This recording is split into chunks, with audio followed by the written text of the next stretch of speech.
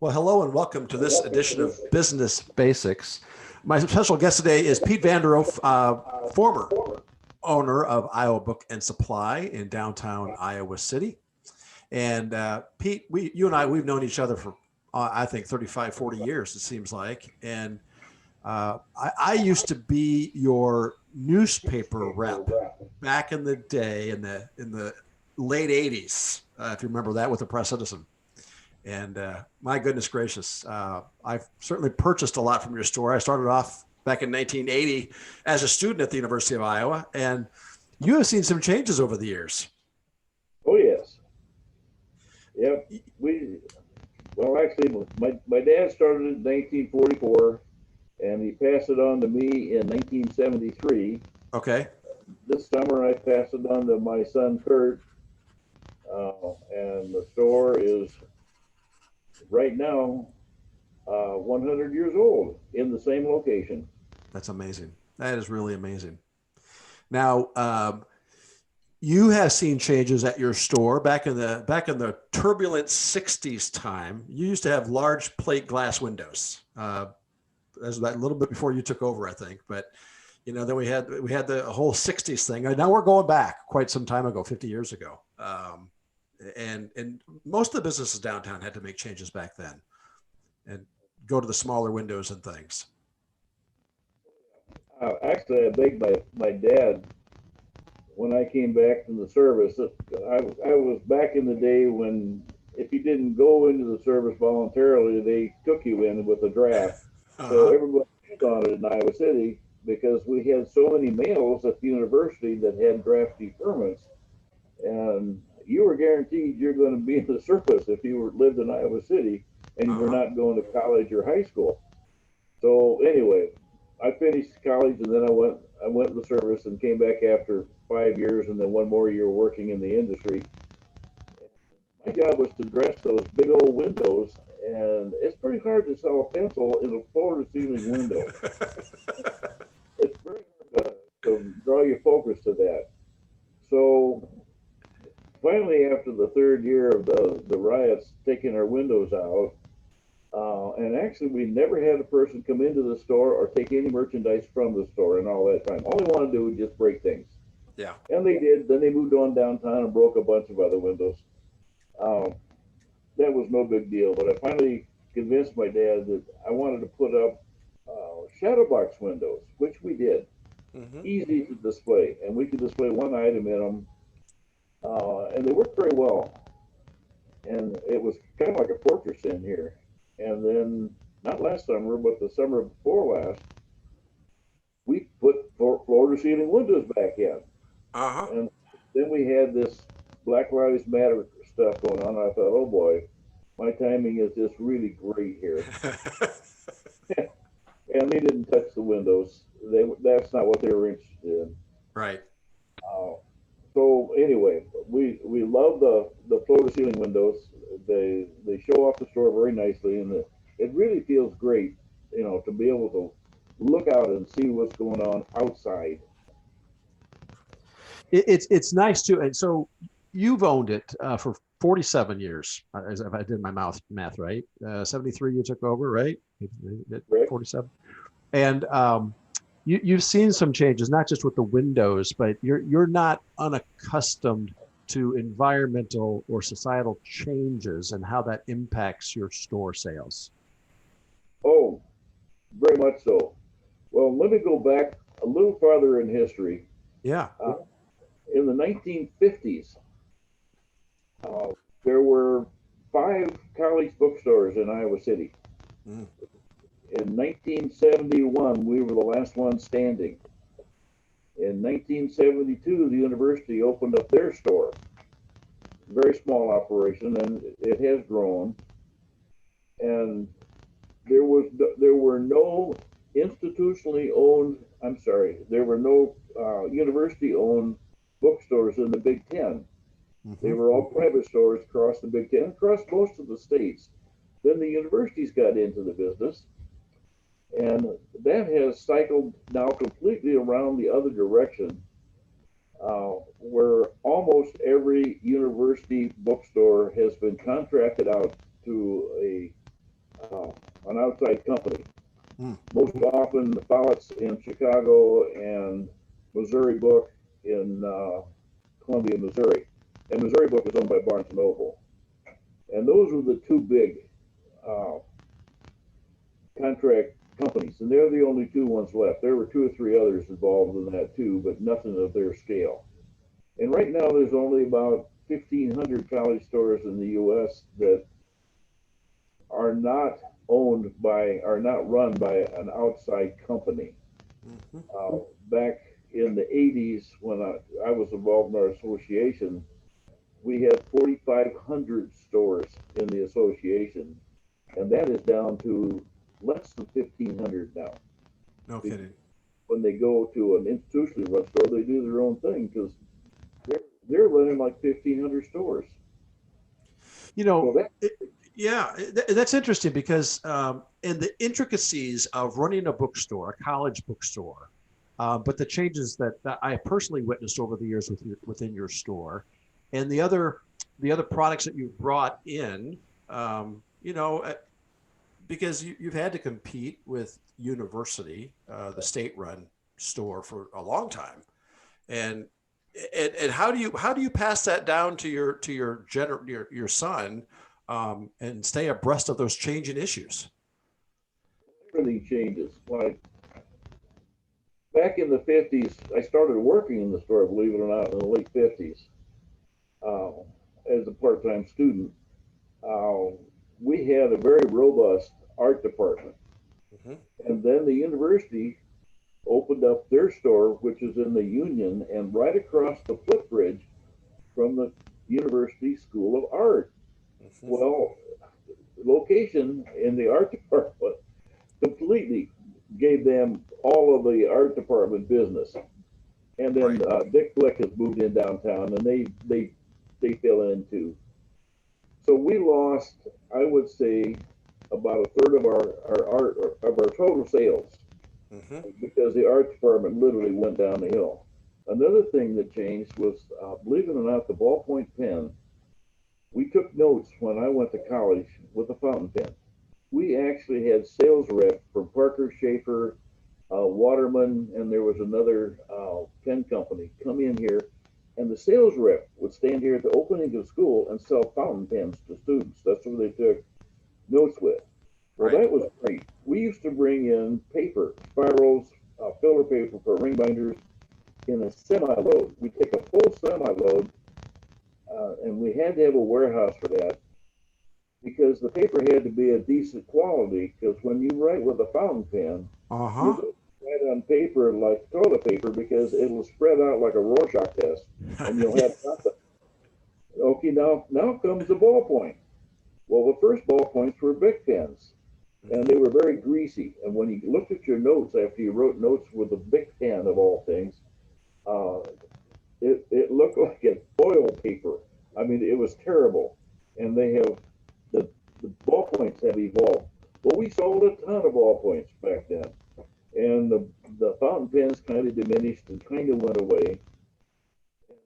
Now there's all kinds of combinations of ballpoints. You have actually ink producing pens like a fountain pen. It's the new fountain pen. But they also have gel writers, which are smoother, and they feel great to write with. And now all of a sudden the banks are giving away ballpoint pens. I mean, if you want a ballpoint pen, you go down to your favorite bank and you carry their colors. They love it for advertising. That's what it's intended for. Well, we also go to the banks, for a while there. And so the ballpoints, now you can write on anything. A ballpoint will write on toilet paper just fine. Yep. So the quality paper is no longer an issue. When we were bringing in by the semi-load, nobody could compete with us because we could undersell them. Well, it's pretty hard to undersell Walmart when they show up because they have two semis. So it's a dollar volume. So that changed. And then Amazon started up and literally took away our general reading books, the novels and stuff. We call them trade books, non-textbooks. At one time, we carried between between 50 and 75,000 different titles of trade books there. I think we're down to maybe 5 or 10,000 now in titles. Oh my goodness. The only, well, Prairie Lights is a very good store, and Barnes and Noble out in the mall still has pretty robust sales. But now, if you want a book, you go online. You get all your questions answered online. That's what Amazon's done. They're very efficient. And if you order using the ISBN number, which is on every book, and every book has their own number, and if it's a new edition, they change the number. So they've taken that whole bunch away from us.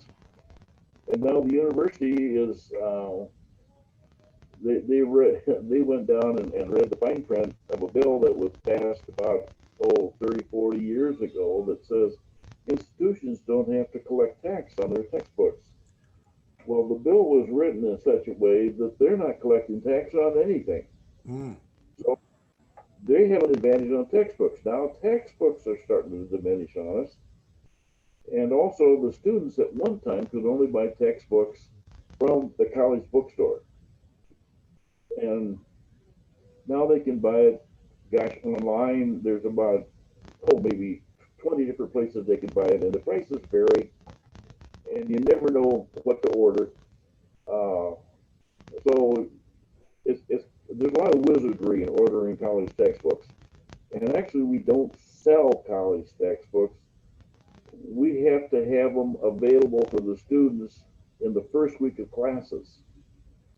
All we did was distribute them to a lot of people in a very short length of time. Right. Second week of class, there's almost the sale of a college textbook. You're down to maybe 10% of what you did the previous week. Right. And it diminishes from there. So you really got to have it all at once. But now they're going online with that, and textbook sales across the country are going away. Well, the one thing that has expanded, thank goodness we're in a good conference. We are becoming pretty good at selling imprinted Iowa merchandise. Yep. And we do a lot online, and online is growing, and it really grew with this coronavirus thing. But when the university tells the kids to stay at home and go to school online, they're not downtown anymore. And so we don't have students, and because we don't have students, we don't have faculty, and because we don't have faculty, we don't have all the thousands of support people, to keep the university running. They're doing a lot of stuff at home. So right now, the only thing good about it is you can find parking downtown.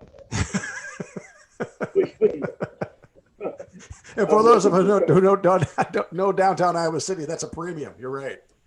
There you go. So anyway, yes, a lot of things have changed. But through it all, though, Pete, and you're right. We can't undermine the competition that's out there, the growing competition that's out there. But through it all, you've been able to maintain a presence because of your fantastic location. You got that foot traffic. It's a great location to serve the university. In fact, we're one of the very few stores in the country that is literally into the university. We've got the university buildings and classrooms.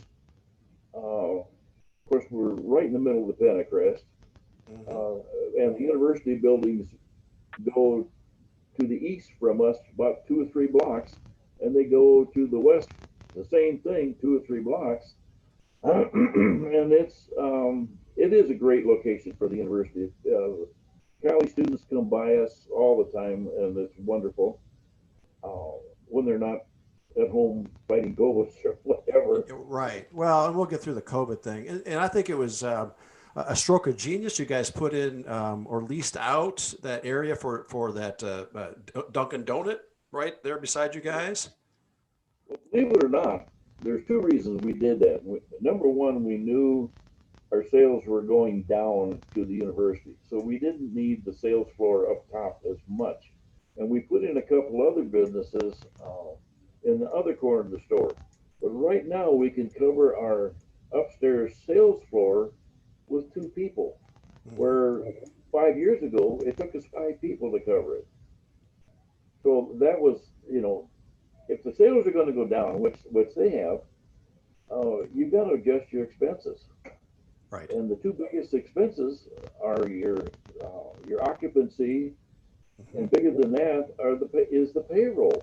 Right. So we've addressed both of those with adding two little stores inside the building, and they're working out pretty good. Yeah. They're, Uh, they're great neighbors. well, and they're a nice draw. My goodness gracious, when I was down there, I think the week or two after Duncan opened up, the line outside with students in between classes. Yeah. They love the donuts. Oh, actually, 80% of their sales are coffee. Really? Yes, the the donuts are made in the Coralville shop, Okay. and they open up early because there's an awful lot of people that grab a coffee to go to work with. Hmm. I've got well, actually, my son's sister-in-law who is she works in the city of Boston. Hmm. He calls her a coffee aficionado, and she thinks Dunkin' coffee is better than Starbucks or any of the other coffee places. And I'm not a coffee drinker. I'm a tea drinker, so I'm not a good judge of that. But awful lot of people like their coffee. That's amazing. That really is amazing.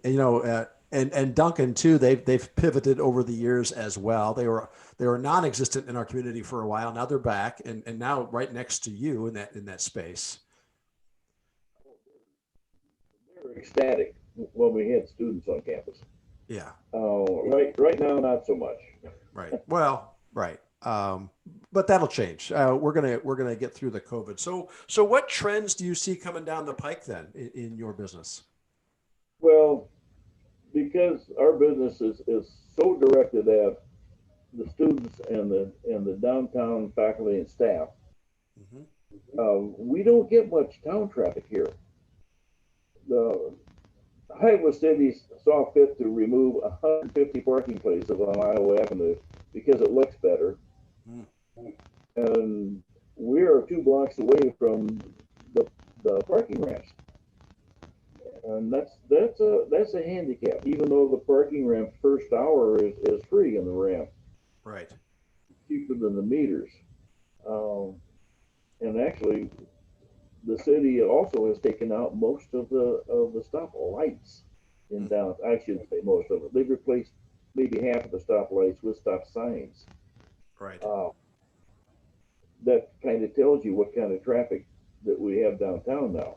Right. But we also heavily depend on the university functions like home football games, not so much basketball games because the Hmm. same people. There's a lot fewer of them, obviously. Um, and not having a football season where you could attend games this year was, boy, well, to give you real numbers, on the weekend, we would do six figures Hmm. in, in 2 days, actually 3 days, because we're open Sundays. And now we're lucky for those 3 days to reach $10,000. Wow. Wow. That's quite a chunk. That And we is. had games this summer or this year. Yeah. That's really amazing. Just that impact that especially with our student population and the foot traffic that you depend upon. And I think the biggest takeaway here, Pete, is as a business owner, you've got to have the right mindset because there is so much that's out of your control, and yet you're still going to go to work every day, like you have for the past 47 years, and um, every day it's a brand new day, and we're not sure if it's the city, if it's COVID, if it's a competitor opening up across town or online, and you just have to be ready to pivot and go. Well, I know the university has already put out for bid. They're looking to go to a contract manager for their bookstore. Hmm.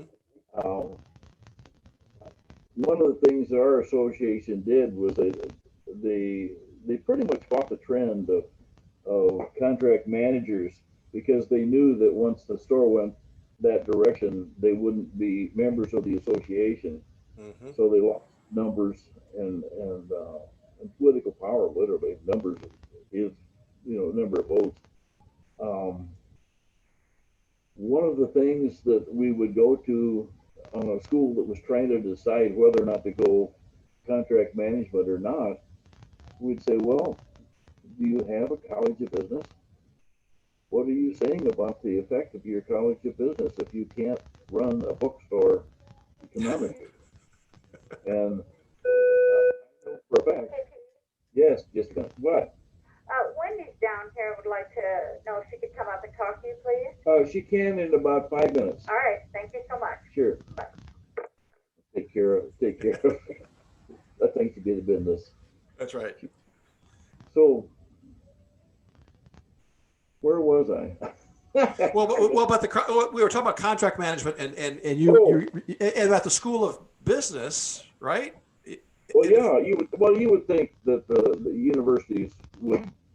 The problem with the universities, now I'm not talking about Iowa universities. One thing that we've been lucky is when they first opened their store, and their store is twice our size, and more than twice our size now in volume because they've just taken a chunk over because they're not collecting tax and they're making a big deal out of it. They've had great managers. They've been good managers. And the person that they answered to realized that they were running the store. The manager of the store was running it. The moment somebody in an office that doesn't work every day in the business claims that they manage the store is when they get in trouble. Right.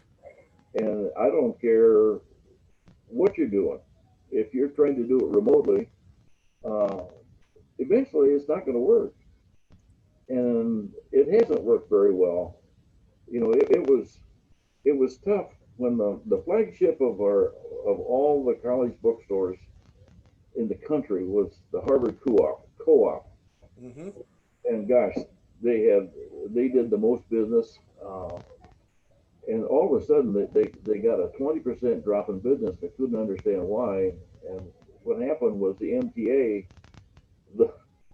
their subway system, they used to be the end stop of that from the city. They extended it onto the suburbs, and the people went right on through and by, and they didn't stop there anymore. So they lost a ton of traffic. Yeah. And of course, they went least. Well, duh. They had quite an advantage. Their location was just superb. And, everything changes. Nothing's forever. That's right. And, you just gotta know what to do ahead of time, and that's part of business. That's retail. It is, and spotting those trends. You almost need a crystal ball sometimes, and really, I wouldn't call it insider knowledge, but just the fact that your son now can work with you in the store, and the two of you can collaborate is a huge benefit, I would think, to Kurt. Yes, it actually, the only reason I didn't just retire and go down south and enjoy the warm weather was I buy season tickets to football, basketball, girls basketball, and wrestling.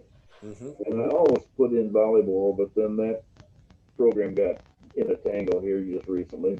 Unfortunately, I really enjoy watching sports, and then I also enjoy every Friday I'd go to one of the high school games.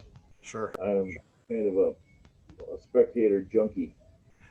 I would rather watch basketball, girls, boys, and then also wrestling in the wintertime than go out and sit on the beach. Yeah. It's really that neat. And Iowa City has so many things going on that I've seen friends that I knew while I was in college coming back here to retire. Right. Because of sports, and because of all the theater, and because of all the music, and they're just we got the benefits of big town here without all the unnice things. Right. That way. That is so true, and it's a great place to live. It's a great place to raise a family, And I think COVID for us in Iowa City is someone just pushed the pause button, and we're going to hold our breath and get through this, but we'll bounce back. I'm certainly hoping to. Yeah. And literally one of the reasons I haven't retired was because I wanted to leave something for the kids. You know, with putting our two minds together, I think we're on the right track. And just before COVID hit, my projections I just nailed them for 2019. I mean, absolutely nailed my projections. And I felt pretty smug about it. And then COVID shows up, and I don't even know how to project with that going. I mean, there's no historical nothing. Yeah, somebody said if you have a birthday in 2020, you can just count that as a zero, and then just you have to add that extra year on because it was kind of a non-existent year for a lot of people. But Yeah, well, yeah, I think it'll come around, and I am not, to be honest, I'm not convinced. Uh, when the numbers are finally looked at, right, uh, I think people will find that COVID wasn't that big a deal. The politicians and the news media made it a big deal. right. Um, you know, like the swine flu and oh gosh, we had two or three other real big problems going on, and we didn't even slow down for them. You know, and you lose people. Okay, fine. There are some people that are old. Right. Right now, if you're younger than 60, your chances of dying from COVID really aren't very good. But if you're over 60, well, then you better be paying attention. Right. And that's what you know. Of course, we didn't know how bad COVID really was. We had not a clue when it Mm-hmm. first showed up. Mm-hmm. And now we have some real numbers, and it is what it is. Well, the history of your store. I mean, my goodness, over the past 100 years, we had the swine flu, we had the Spanish flu, we had a couple of world wars in there, the Vietnam War, the depressions that we had, '01, '08. This summer alone, we had the derecho, we had Black Lives Matter, which impacted the traffic downtown. Of course, COVID, and yet you're still here and pivot. Like I said, every day it's a different day as a business owner, and yet you've got that wisdom that you can pass on to your son. Yeah, he's not that young anymore.